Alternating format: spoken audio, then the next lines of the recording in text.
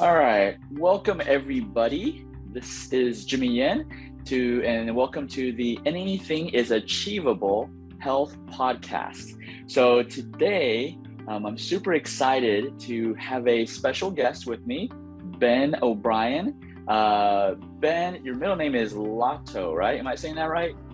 Latto, yes, that's correct. Latto, yeah, great. So Ben Latto O'Brien coming all the way from Perth, Australia to talk to us about how to integrate nutrition, diet, and also into your own life, and also in how he utilizes in his acupuncture practice. So Ben, welcome to the show.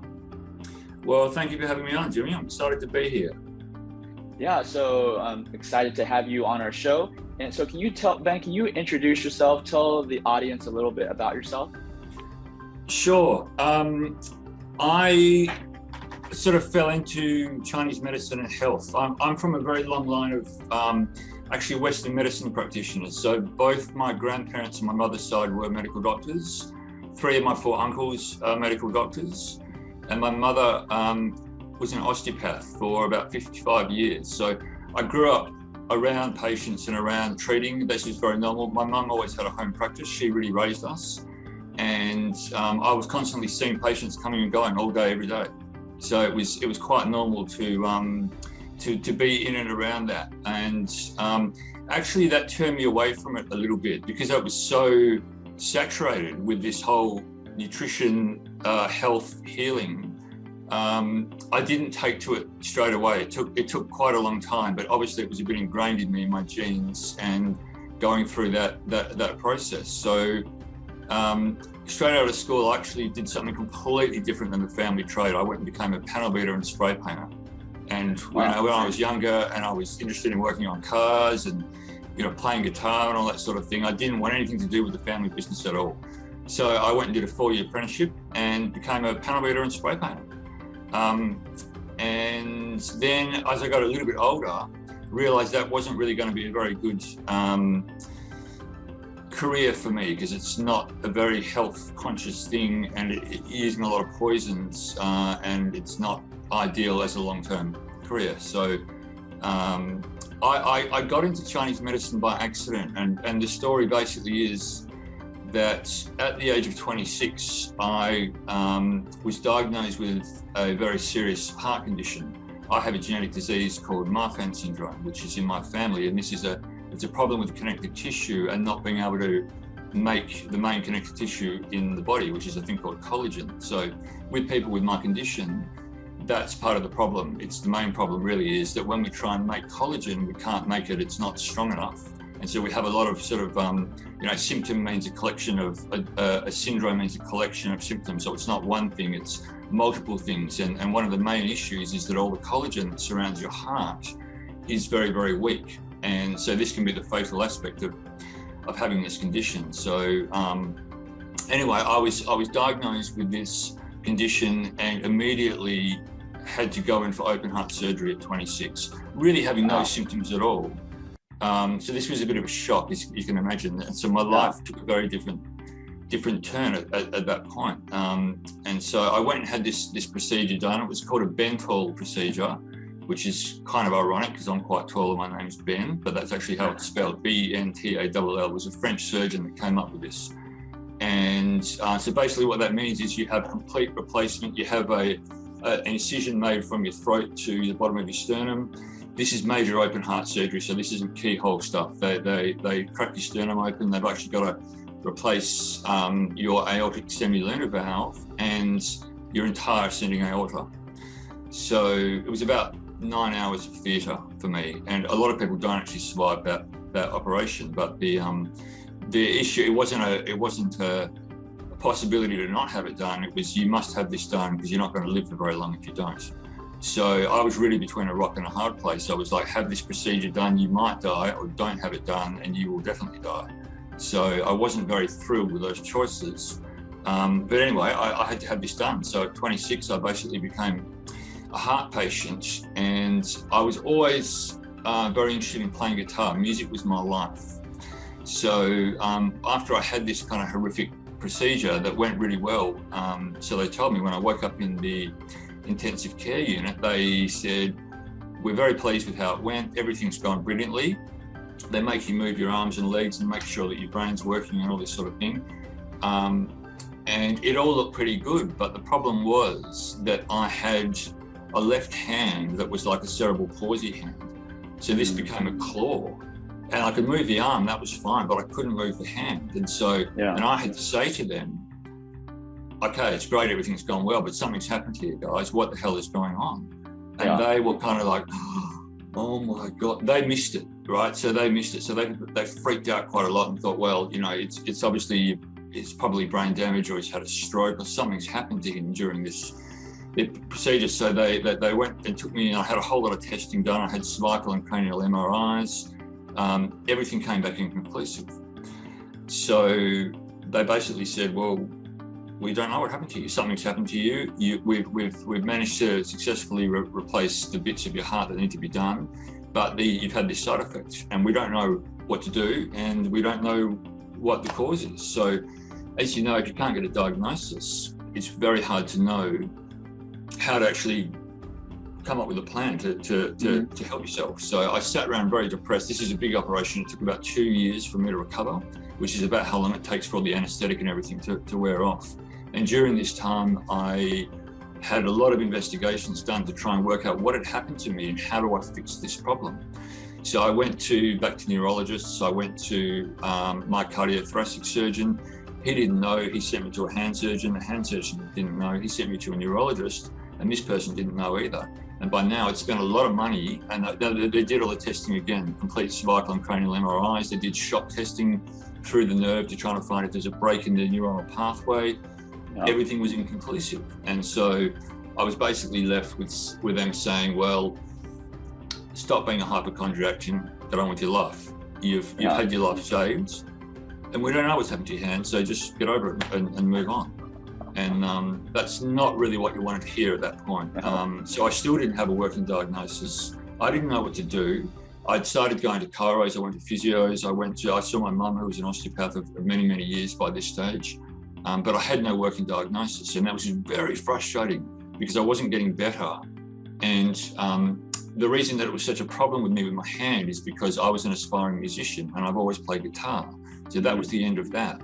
I couldn't move the fingers properly, and you know, it was cold. I couldn't feel properly. There's a lot of numbness, so obviously there was some nerve trauma, and I didn't know what to do. And I tried lots of different things. Nothing had seemed to work. And I actually had a Chinese friend that came around who was also a guitar player, and he said to me, Ben, look, you know, you've tried all these different things, you haven't got a result. Why don't you go and try Chinese medicine, acupuncture? To which I replied, expletive, get out of my house. I wasn't open to that at this stage, and no one had suggested to me that this was the reasonable course of something to pursue. So my immediate reaction was, I don't want to know about it, right? That's just dumb, and it's not going to help me, and it's not going to work. And if it was reasonable, surely somebody with all these alphabet of letters after their names would have suggested, go and think about trying this.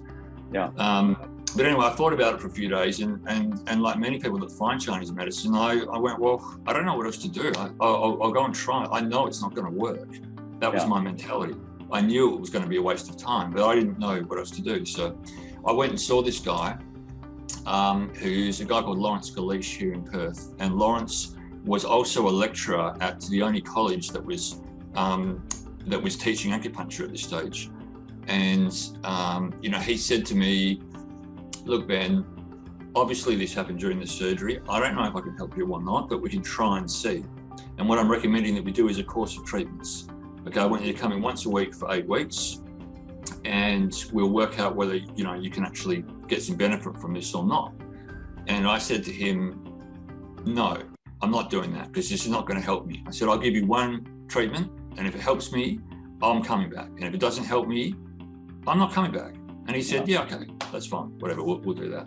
Yeah. So he took me into the room and, you know, started talking to me about yin and yang and blood and qi and all these things. I had no idea what he was talking about. I thought it was a bit weird, showing the tongue, take the pulse. And then he got me on the bench, he put some needles in and left me there for, you know, 25, 30 minutes, finished the treatment. walked me out to the reception and he said to me, "I'll see you next week." And I said, "No, you won't, Lawrence, I'll decide that." And he said, "Yeah, okay, that's fine, whatever, that's cool."